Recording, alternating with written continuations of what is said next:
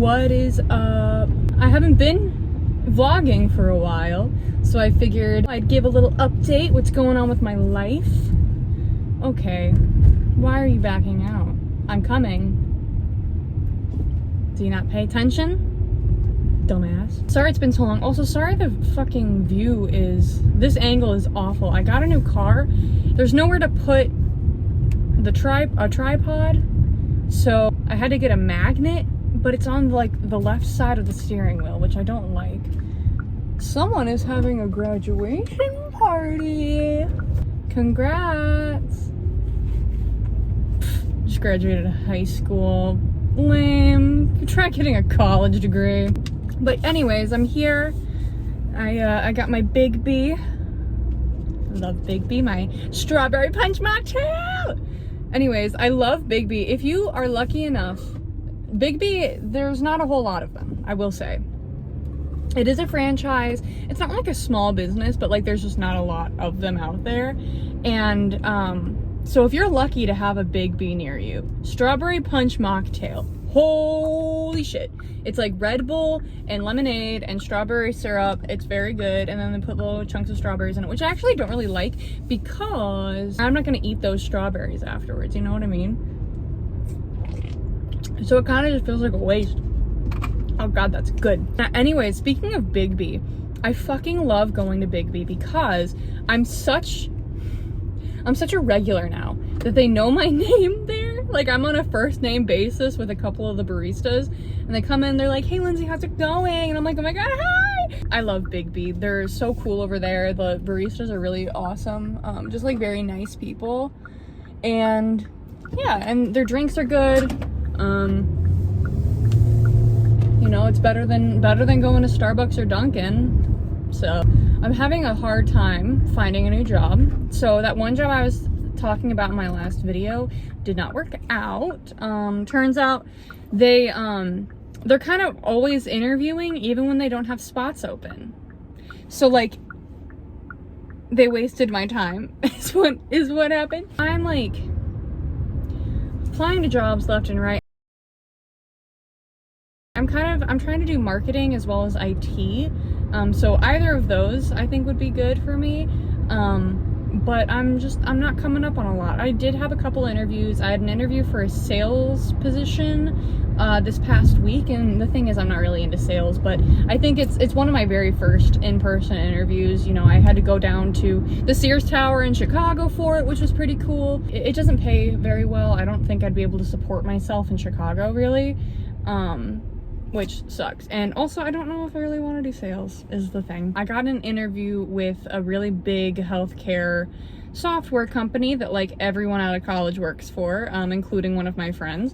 And that's in Madison. And I have, you know, because my friend lives up there, his girlfriend, who's another one of my best friends, and another one of my best friends, they all live up in Madison. And so I applied to this job, and they moved me on to the next phase of the interview process where I had to take a bunch of like skills tests. It was just like logic and reasoning, like, you know, if Jimmy has 45 apples and then, you know, he gives away 25, how many does he have left? Except more complicated than that. And then there was like a little bit of a coding portion where they try to teach you a fake coding language and then see how well you're picking up on it, which is interesting because I do have coding experience.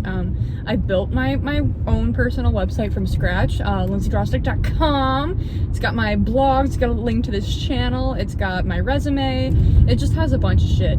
And I think it's pretty cool because I made it. I didn't use no Squarespace. I didn't use fucking, I don't even know, WordPress. I coded it myself, and then I am hosting it on GitHub. Techno boy toy. So I applied for that. If I pass the skills test, they'll invite me to to a final interview, which I don't know if that's going to be in person or what. I'm not sure. But yeah, we'll see if I'm smart enough. We'll see if I was smart enough to pass those tests. It was basically just taking the SAT again. And I told myself I would never have to take a standardized test again. I was wrong. I like purposefully wanted to make sure I didn't do anything where I had to take the GRE. Someone with a 847 area code emphasized your message. Yesterday, I met with the drummer of a potential band that I might join. So I have a video of me singing on my Hinge profile from a clip from from my college band, and this guy slid up on it and he was like, "Hey, we're looking for another vocalist and a synth player. You interested?" And I'm like, yes. So we went to see a live show, a local artist last night, and then got some dinner, and it was very cool. Turns out he's a big fan of Pretty Little Liars, so we'll see if that works out. Well, we're gonna try to get something with like the whole band. But yeah, so that'd be really cool. I miss being in a band so much. I miss making music. I've been drumming, still. I like never practice anymore. Actually, I've started practicing again the last couple of weeks. I've been decent about it. Because I'm working on some stuff that I'm really excited about. I'm currently working on my own summer, Shove It by Deftones. It's one of my favorite songs. I think the drum part is so cool, and it's pretty complicated too. Like it's a hard drum part. So I feel so, I feel very cool about my ability to play it. I recently watched Baby Reindeer. Not even that recently, like a month ago, but I do have thoughts about it. So Baby Reindeer, oh my God. I don't want to spoil anything. I do not want to spoil anything. However, I think most people know that it's based on a true story. And I think that because it is based on a true story, and because, it's a real person's experiences and their reaction to trauma and how all that, what the fuck is going on? I think because it's a real life experience, it kind of adds something. I think the show does a really good job of just like explaining and showing how like the weird shit that trauma does to you and makes you do. Like there's so many times where I'm like, why are you making that decision? You're so stupid. But then I'm like, no, but he's traumatized. No, but he's going through something. And it's like, not to make excuses for shitty behavior, but his behavior wasn't really shitty. It's more self-sabotaging. And I think, trauma makes you do really weird things. And I just thought the show did a really good job of explaining that, because so many shows, they show the aftermath of something like that happening, and it's obviously awful and whatever, but I think having an actual survivor's story, plus this is, it takes place from the perspective of a male survivor, and I think those stories are especially important to talk about. And yeah, I just think the show was beautifully done. I think the acting was fantastic. I liked that I didn't know any of the actors, because that added an element of realism for me. Like, you know what I mean? Like when I'm watching a Meryl Streep movie, I'm like, this is so clearly Meryl Streep. I can't disassociate Meryl Streep from her character. And I'm just like, okay, I'm gonna turn because there's a police car and I'm just driving around. I don't have anywhere to actually be. So I'm gonna avoid that traffic. Avoid that ish. I never say ish. I don't know why I said that. I've been spending a lot of money recently. Cause I've been, like, if I'm being honest, I've been pretty depressed. Just like rejection after rejection after rejection. I almost got my dream role in a musical. And I was the second choice for it. And if I'm being honest, I probably should have gotten it, but they went with someone that they've worked with before. And that was really hard because I was pretty sure I was gonna get it. Okay, little background on me. So back in high school, I was drama club president, but I never got leads and shit. Like, I don't know why. Every time I auditioned, I'd get so close to getting the lead. Like, there were several points where I was, like, it was between me and one other person for the lead, and then I ended up with a 5-line part every single time. I would be told to learn the lead's fight choreography, or, be prepared in case they can't go on stage. And it's like, so I'm the understudy. You're just not giving me the official title of understudy, which is shitty. And it's just like, okay, I don't want to say like I deserved anything, but I'm a good actor.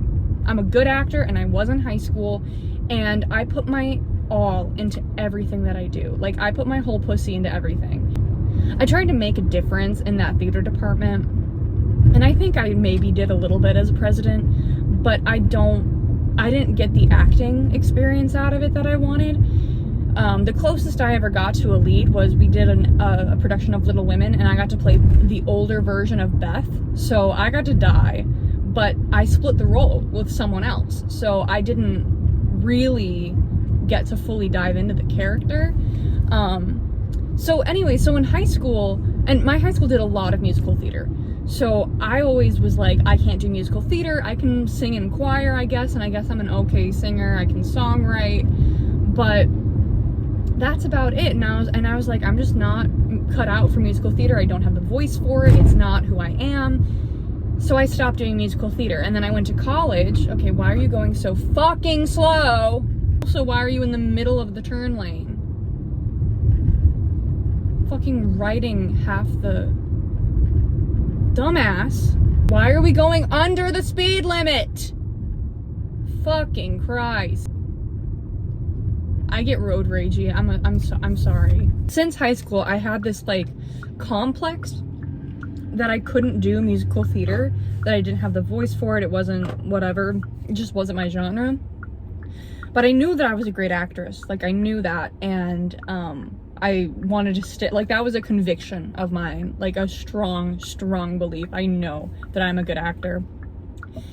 So I was like, whatever, I'll just do plays. And then the college I went to, Knox, they don't do musicals, just straight up don't. We don't have the budget for it, and just like, I don't know, it's just not what they do. It's not their thing. And so I actually really liked that we only did straight plays, because I was like, cool, I'm never gonna get beat out for the musical part, because we're not doing musicals and acting's my strong suit. And so I kind of really leaned into the acting. And I still did choir and I still sang in college, but I never did musical theater aside from like performing musical theater pieces in voice lessons. But then I get out of college and I start auditioning for other stuff. And I'm like, all right, I'll submit for a couple musicals. Why not? Like, so I was in a production of Spring Awakening most recently, which I've talked about. And that was really fun. And then I'm like, okay, so I can do musicals. Even though like the Spring Awakening stuff, I only had an acting part. Like, I sang in the ensemble, but I played all the adult women, and though that's not a vocal part, it just isn't. So that was a very strong acting. My favorite movie and musical is Heathers, and Veronica is the dream. Like, if you had to put a gun to my head and tell me you have to do a musical theater, what's it gonna be? Veronica Sawyer, hands down. I think the music in Heathers is fantastic. I think it's difficult and it's so vocally challenging that I'd grow a lot, or I'd destroy my voice, depends. So I'm like, fuck it, I'll audition for this production that's going on of Heathers. A couple of my Spring Awakening friends were auditioning. I go to the audition not expecting anything, and I sing my part. I do Uninvited from Alanis Morissette, but I did the Jagged Little Pill musical version just because I felt it fit the context of Heathers better, and it also just kind of felt like, I don't know, I didn't want to do, a lot of these theaters want you to do a musical theater song as opposed to just like a pop song. So I did a musical theater song, did Uninvited, and then they asked me to stay back with my friend who was in Spring Awakening with me, and they have us read for Veronica and JD, and we rocked it, and then we left, and then I got a call back for Veronica and also all the Heathers. So I'm like really pumped. They tell me I need to learn 3 songs. I need to learn 17. I need to learn I Say No, which I had never heard of before, straight up in my life. And I need to learn, what's the third one? Oh, maybe it was just 2. Oh yeah, and then I had to learn Candy Store for the Heathers audition. So yeah, I show up to the callback, I'm all prepared. I have been stressing about this audition. Like, literally, my mom was like, I think you're more stressed about this callback than you were for like any of your grad school auditions. I feel like I'm gonna age out of playing Veronica soon, just because she's 17. I mean, I'm 23, but I've been told I have an older stage presence. I literally played a 40-year-old woman in the last show I was in, well, in Spring Awakening, not Macbeth. I get this call back, and I'm just like, I'm feeling on top of the world. Every time I go up and I do my thing, I'm like, I rocked that. Like, I genuinely felt really good about that. Every time they had us read for Veronica and JD, like, I felt really good about it. So They say that they'll get back to us within the next day. The next day comes, I get a call. They say, we'd like to offer you a featured dancer part. And then there's like all of the ensemble has like actual, not names, but they're like stereotypes. So like they offered me young Republicanette. And I'm like, I don't want to play Republican. But like, you know, there's like the stoner kid, the nerd and whatever. And so they have like all these different tropes. So they offered me that and featured dancer. And I'm like, I'm sorry, but you are an hour away and you don't pay. And I just can't, like, I can't justify driving an hour for an ensemble part. And they're like, yeah, no worries. But I'm like, is there any way you could give me feedback? Because I just feel like, I'm gonna be honest, I felt like I nailed that callback. I felt really, really good about it. I thought I was being very seriously considered for the role. So I am a little bit confused about what happened. And they're like, yeah, totally. So the music director texts me and is like, you know, like the only thing is like, we wanted you to play around with a little bit of a grungier sound for Veronica. And like, there were a couple notes here and there that like, I would have liked to see you a little bit, you know, go for it a little bit more. And I'm like, all right, cool, valid. But he's like, you're a very talented vocalist. I was super impressed by you, whatever. I'm like, all right, cool. Then I text the director and he's like, can I call you actually? And I'm like, yeah, you can call me. And he explains to me that I was the second choice for the role. It was like neck and neck, like, and he's like, it was a very, very close second choice. Like it was so close. He's like, honestly, you were the hardest person to cast in this because I didn't want, he's like, I really only saw you as Veronica, not the Heathers, but I didn't want to not put you in the show. But there just aren't that many like female roles in the show. As far as women go, there's the Heathers, there's Martha, who I'm not going to get because I don't fit the type, and then there's Veronica. So there's 4 people that I could have gotten. And but really one because they didn't see me as Heather. Yeah, it sucked, but you know, he called me an extreme talent, which like, thank you. And he's like, I'd love to work with you before. He's like, the entire production team's hearts dropped when we found out that you were declining because we really, really wanted to work with you. And so I feel a little bit bad, but like I said, like, it's just not worth it to like give myself all that time and honestly money because of gas and all that. Like it wouldn't have been good. So I didn't do it, but here are 2 things that I learned. 1, yes, I can do musical theater because I nailed that audition. I always was like, I can't do musical theater, I can't. Well, yes, I can. I just need to pick the right musicals. Heathers has a very distinct style that just like, I don't know, fucking like Thoroughly Modern Millie doesn't have. So I'm not gonna get into Thoroughly Modern Millie. I'm gonna get into something like Heather or Spring Awakening. Any of those rock musicals I think are a little bit more what I'm going for. So 1, it told me, yes, you can sing musical theater and you were a good vocalist. 2, you can play Veronica. You can play your favorite musical theater role of all time. You can do it. And that was really validating. So the next time Heathers comes up in my area, boom, auditioning for it. I don't care how far it is, auditioning for it no matter what. That was the Heathers beef. Not beef, drama, whatever. I was quite upset about it, but I'm fine now. They've started rehearsals and I'm excited to see. I am gonna go see the show because my friend got cast as JD. And so I want to see him. And yeah, and I just want to see how the production turns out. Like, I think it'll be cool to see how, like, why they went with the choice that they did, what she does differently, how she grows from what I saw at the audition. A long-winded way of me getting into why I've been spending so much money lately. I just like, well, and I talked to my therapist about it. I was a little afraid that I was having a manic episode. Or something like that, because it just felt like I was like not in control of it. It was like, I need this thing and whatever. And I told my therapist, I'm like, I don't understand. I keep shopping to make myself feel better. I was like, well, it actually makes sense because if you're depressed, you know, you're lacking in dopamine. And so you're going to try to get that from wherever you can. And if that's, you know, shopping and buying yourself something, you still get that you get that dopamine hit when you buy something, even if it's nothing that you're really gonna like use a lot. And the things that I've been getting have been like, I'm not like spending my money on useless shit.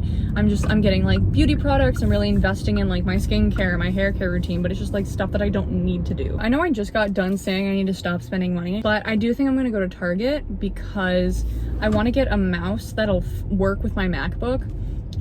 Because I've been playing some games, just like doing work and stuff like that, and it's just the trackpad is so hard to work. Or like, that's not hard to work, that makes me sound like I'm a grandma who doesn't know how to use technology, but the trackpad, you just don't get the same accuracy as you do with a mouse. And so, is that Target? Yes, that is Target. I see the big red balls. Big red balls, big red balls. Oh my god, I need to tell you something that happened to me. So I've been going on all these auditions, right? Oh my fuck. I went to this audition for Drunk Shakespeare. I don't know if you've heard of it. It's a really cool, like, thing in Chicago. I think they have them in New York and LA and maybe other cities across the US.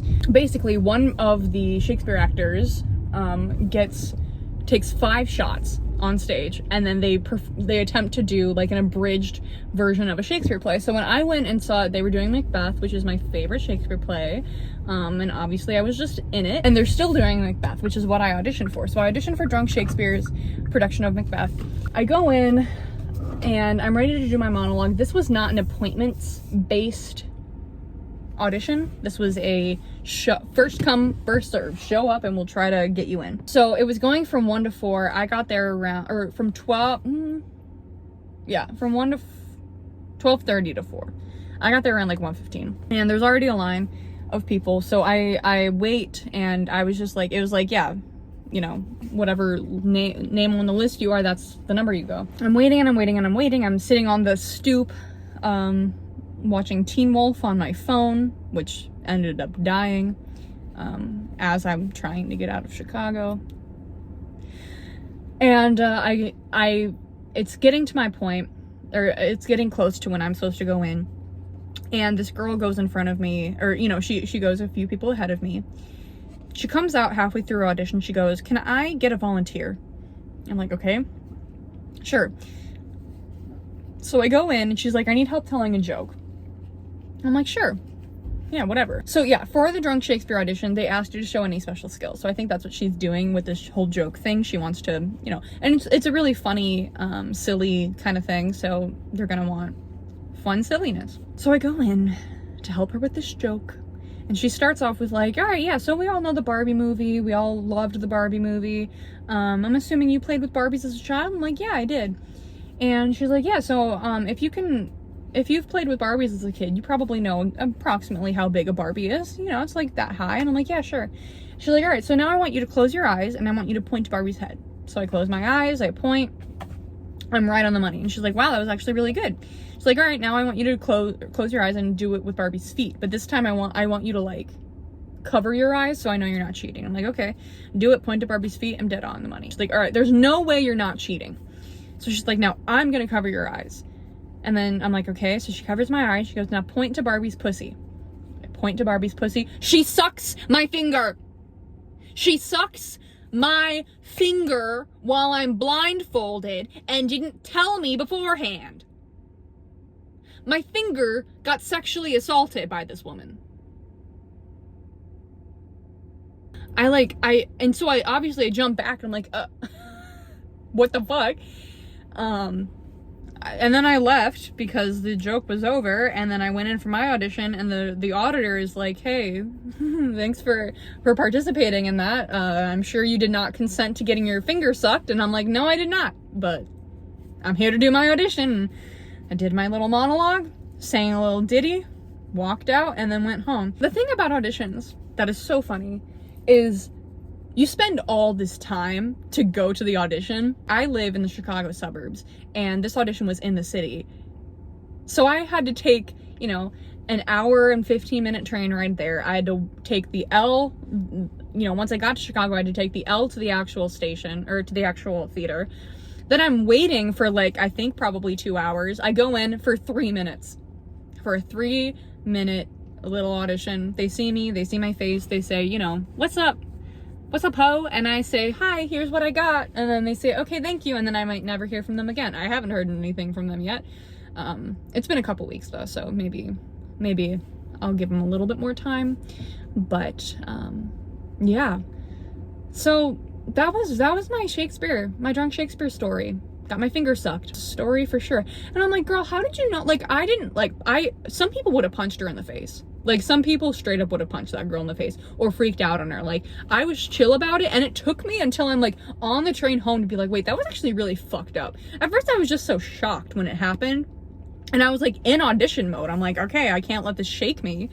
So I just kind of played it off, but other people would have socked that girl in the face. 100%. So she got lucky. She got lucky that I'm the one who raised my hand, because I was chill about it, even though I probably shouldn't have been.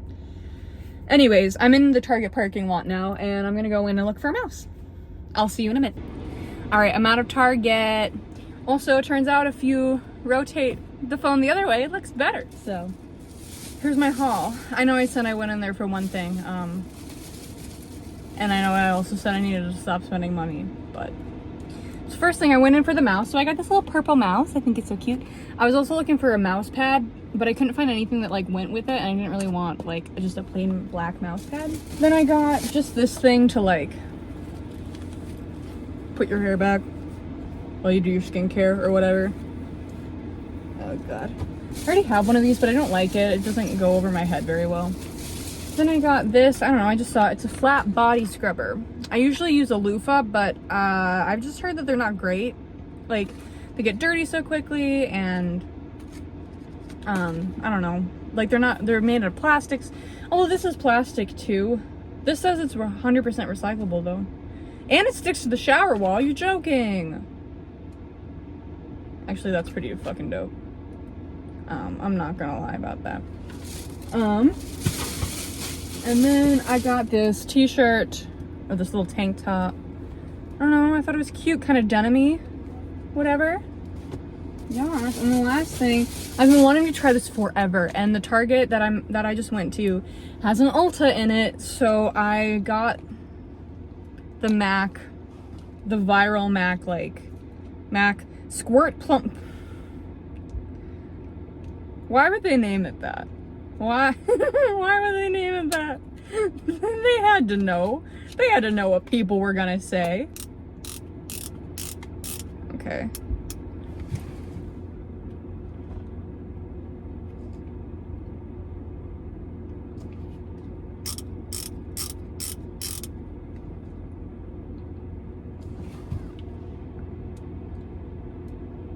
That's really pretty, actually.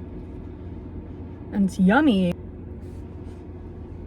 Oh my god. Not me turning into a beauty influencer. I like that. Oh, cool. Alright, cool purchase. I'm gonna open up this body scrubber thing. Oh, cool. So you like put your fingers in it like this. Or whatever.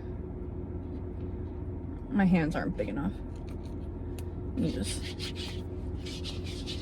Can't wait to shower. You'll hear that.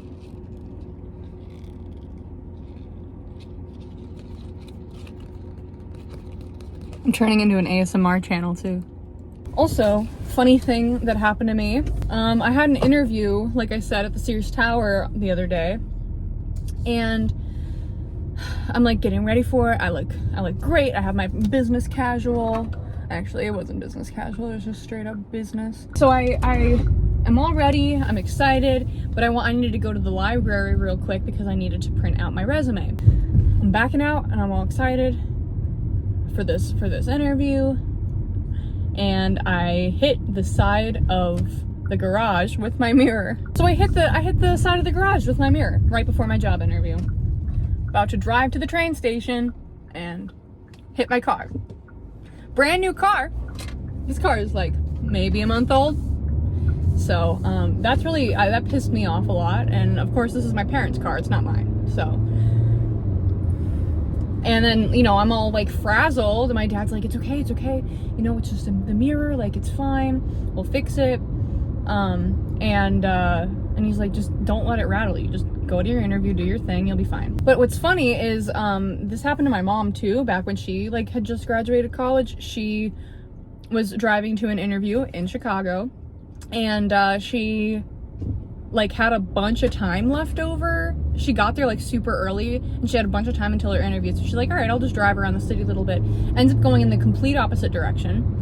And so she's like all turned around, and now she's like she's missing her interview because it's like an hour, she's like an hour away because she went the wrong direction. And so she goes to a gas station to turn around when she realizes, and as she's at the gas station, she hits like one of those like, you know, those like bar things. Why can I not? It looks like a buoy, but on dry land.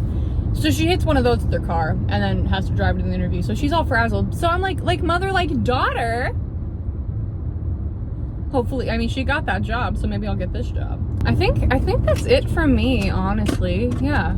I feel like I had a lot of content. Got my finger sucked, hit my car, talked about how I'm not doing well. Perf. Had a little haul. I think this is a successful vlog. So yeah, I think I'm gonna end it here. Don't forget to like and subscribe if you liked the video, and if you think I'm cool. Yeah. All right, I will talk to you later. Bye.